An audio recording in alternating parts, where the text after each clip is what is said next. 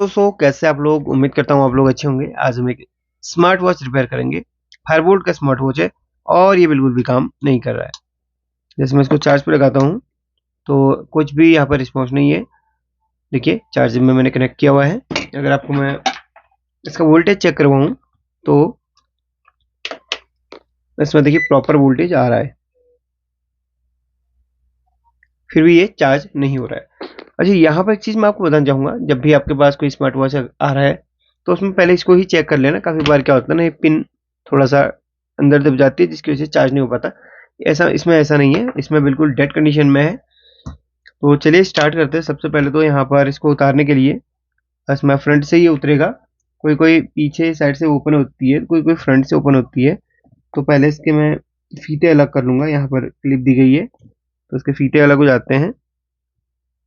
मैंने smart watch repairing को एक और वीडियो पहले बनाया हुआ है, जाके देखिए उसको भी। तो यहाँ पर इसका स्क्रीन हमें निकालना है तो थोड़ा हीट देना पड़ेगा। ज़रूरत पड़े तो हल्का सा ग्लू डाल के, यानी ग्लू रिमूवर डाल के इसको भी निकालना पड़ सकता है। तो चलिए हीट देना स्टार्ट करते हैं। नॉर्मल हीटिंग रहेगा, लगभग 250 के आसपास हमने टेम्परेचर रखा हुआ है एसएमडी का, और उससे हीट करके इसको निकालना है। ध्यान रखना ओवर हीट इसको नहीं करना है, उतना ही करना है जितने में ये काम हो जाए इसमें।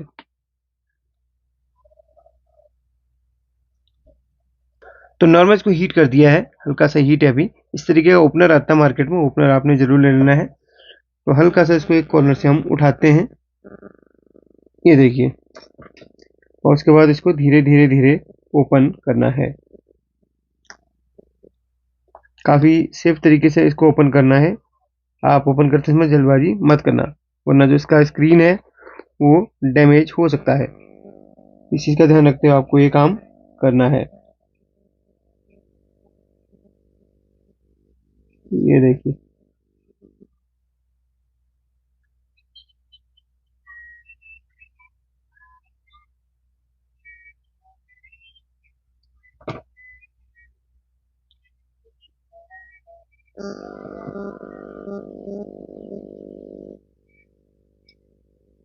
तो फाइनली ये ओपन हो चुका है।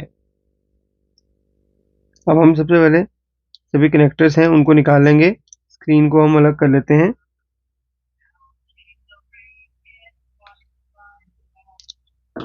स्क्रीन भी सही से एक बार ही देख लेना, कभी कभी स्क्रीन का भी प्रॉब्लम हो सकता है।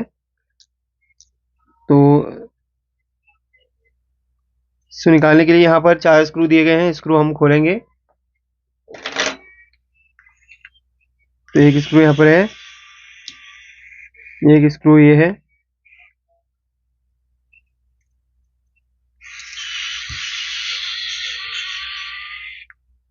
और एक स्क्रू यहाँ पर दिया गया है। 3 स्क्रू इसमें। तो इसको प्रोसेस आपको पूरी बता दूंगा, किस तरीके से क्या इसमें चेक करना है, सारी चीज़ें बता दूंगा। अब यहाँ पर इस पीसीबी को हल्का सा हम ऊपर उठाएंगे। तो पीसीबी को उठाते समय कोई वायर वगैरह इसमें लग सकती हैं, जैसे स्पीकर की वायर है ये लग रही है। इस स्पीकर की वायर को यहाँ पर मैं डीशोल्डरिंग कर लूँगा। और लास्ट में जब हम इसको पैक करेंगे उस वक्त सारी वायर्स यहाँ पर दोबारा से लगा लेंगे जैसे लगी हुई है, ठीक है। तो स्पीकर की वायर भी हम इस तरीके से निकाल लेते हैं। पहले जो जो वायर इसमें लग रही है सभी की सभी निकाल लेंगे, भले स्पीकर की हो भले वो बैटरी की हो। तो बैटरी की भी इसमें लग रही है, तो बैटरी की वायर को भी हम यहाँ पर निकाल लेते हैं। और यहाँ पर ये मोटर की वायर भी लग रही है, तो मोटर की वायर भी निकालेंगे। उससे पहले तो यहाँ पर देखिए, यहाँ पर माइक, शायद इधर पे माइक है, तो माइक की वायर भी हम निकाल लेते हैं। उससे पहले हम बैटरी की वायर को डिशोल्डरिंग करेंगे, यानी कि डिस्कनेक्ट करेंगे। ये प्लस है, ये माइनस है। तो बैटरी वायर को भी हमने निकाली है, साथ में माइक को भी हम डिस्कनेक्ट कर लेंगे, माइक का प्लस माइनस। तो पीसीबी पूरा निकल के बाहर आ चुका है। इसको हम पलट देते हैं, और यहाँ पर ये मोटर का प्लस माइनस है, मोटर के प्लस माइनस को भी हम डिस्कनेक्ट करके अलग कर लेते हैं। अब सबसे पहले तो हम यहाँ पर इसके अंदर जो बैटरी है, बैटरी की हेल्थ यानी कि बैटरी का जो वोल्टेज है वो चेक करेंगे कि बैटरी के अंदर वोल्टेज है फिर या नहीं।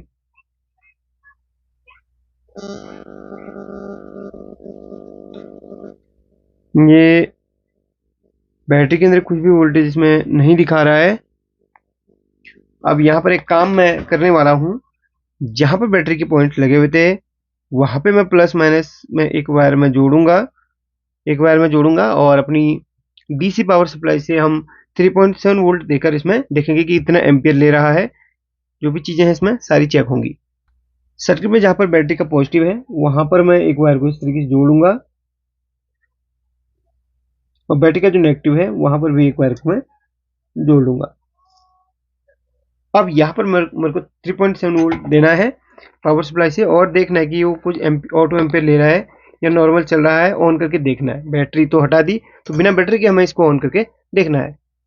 तो यहाँ पर सबसे पहले तो मैं इसको इसी में फिक्स करूंगा और सारे बटन्स वगैरह एक बारी में लगाऊंगा, क्योंकि बटन लगा के ये ऑन होएगा।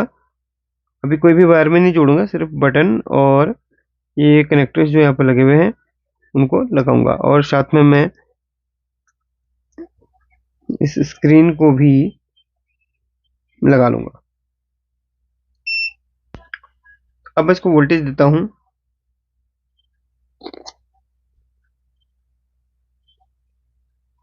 तो ऑन हो चुकी है ये। इसका मतलब कोई चार्जिंग से रिलेटेड इसमें इशू है, यानी कि जो चार्जिंग का जो सर्किट है उसमें प्रॉब्लम है, जिससे बैटरी चार्ज नहीं हो पा रही है। ठीक है, ऐसे तो ठीक चल रही है। चलिए हम इसमें देखते हैं कि इसमें क्या ऐसी प्रॉब्लम है कि इसमें बैटरी चार्ज नहीं हो पा रही जिस कारण से। ठीक है, तो स्क्रीन को मैं बाहर निकाल दूंगा और यहाँ पर इसको हम एज इट इज इस तरीके से फिक्स कर लेते हैं और एक स्क्रू मैं यहाँ पर कसूंगा और इसको चार्जिंग में लगा के हम ये देखेंगे कि बैटरी का जो पॉइंट्स है उसमें वोल्टेज आ रही कि नहीं। ठीक है, वो चीज़ें हमें देखनी है। तो फिलहाल के लिए मैं यहाँ पर 2 स्क्रू लगा लेता हूँ ताकि मैं पता कर सकूँ कि यहाँ पर चार्जिंग हो रही है या फिर नहीं। फिलहाल के लिए मैं 2 स्क्रू यहाँ पर लगाऊंगा जैसे लगे हुए थे। ये देखिए, अब मैं इसमें चार्जर को कनेक्ट करता हूँ। चार्जर को मैंने कनेक्ट कर दिया। अब बैटरी के पॉइंट्स में मुझे चेक करना है कि चार्जिंग हो रहा है या फिर नहीं, मतलब चार्जिंग के जो वोल्टेज है वो बन रहा है कि नहीं, वो देखना है मुझे।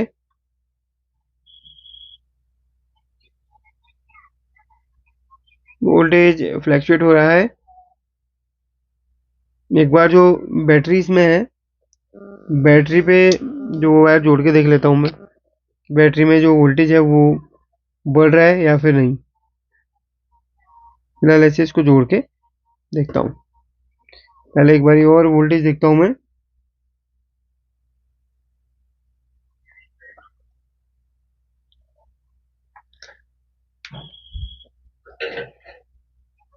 हीटिंग तो कहीं से भी नहीं है, तो एक बार मैं इसमें बैटरी के पॉइंट जोड़ के देखता हूँ।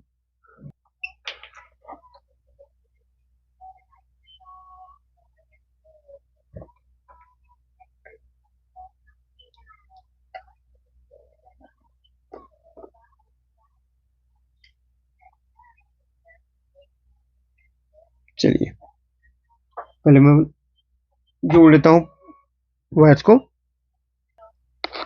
बैटरी का जो प्लस है वो बी प्लस में जुड़ जाएगा, बैटरी का जो माइनस है वो बी माइनस में जुड़ जाएगा।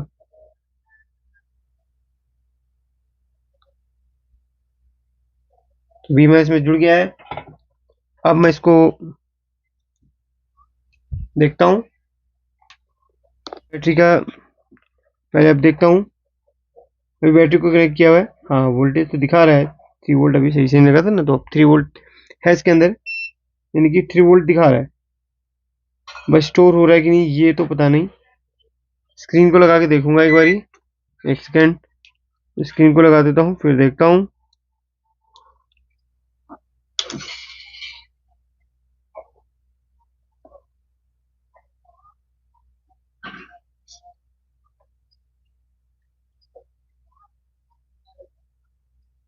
चार्ज होना स्टार्ट हो गया है।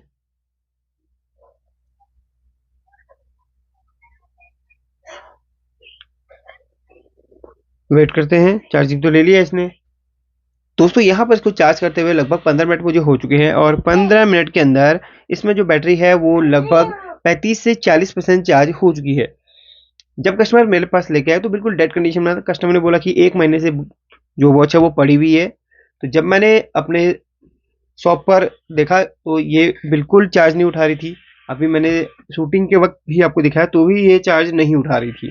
बैटरी देखा, बैटरी भी बिल्कुल लो इसमें थी, मतलब थी ही नहीं। जब मैंने चेक किया तो भी बिल्कुल बैटरी इसमें डेड थी। तो जब कनेक्टर्स निकाले, सारे वायर को डिस्कनेक्ट किया, फिर से मैंने जब जोड़ के देखा तो बैटरी चार्ज करना भी स्टार्ट हो गई थी।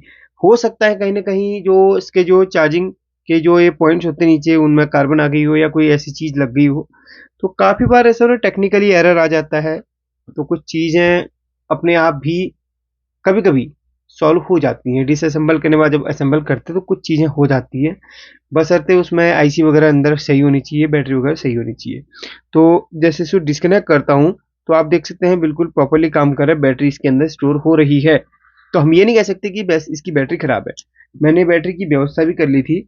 मैंने सोचा कि अगर इसकी बैटरी खराब होगी तो नई बैटरी भी हम डाल देंगे। बट इसमें ऐसा नहीं, बैटरी बिल्कुल सही है और सब कुछ परफेक्टली काम कर रहा है। चलिए अब इसको जोड़ता हूँ, बाकी पैक कर लेता हूँ। और अगर आप जानना चाहते हैं कि पिछली जो वॉच अपने पास रिपेयर के लिए आई थी हमने किस तरीके से ठीक की, तो उस वीडियो का लिंक आपको कमेंट बॉक्स में मिल जाएगा। ठीक है, तो आगे जो भी चीज़ें होंगी वो आपको समझा दूंगा। जैसे मैंने खोला था उसे जोड़ लूंगा और स्क्रीन को मैं आपको बता देता हूँ। इसको भी मैं कैप्चर नहीं करूंगा क्योंकि काफ़ी बार ऐसा हो जाता है कि यह वीडियो ये लंबी हो जाती है अपनी। तो ग्लू को हमने स्क्रीन के मतलब फ्रेम पे पहले ग्लू को लगाएंगे, उसके बाद स्क्रीन को दबा देंगे। लगभग 15-20 मिनट बाद ये चिपक जाएगा। पहले मुझे सारे वायर्स को यहाँ पर कनेक्ट करना पड़ेगा, उसके बाद डिस्कनेक्ट करना है। आप यहाँ पर देख सकते हैं सब कुछ परफेक्टली काम कर रहा है। टच भी काम कर रही है, एक सेकेंड, टच भी काम कर रही है। यहाँ पर सारे जो फंक्शन है वो काम कर रहे हैं, सेटिंग्स है, देखिए सब कुछ ओके है। ठीक है, तो चलिए अब इसको हम जोड़ लेते हैं सही तरीके से।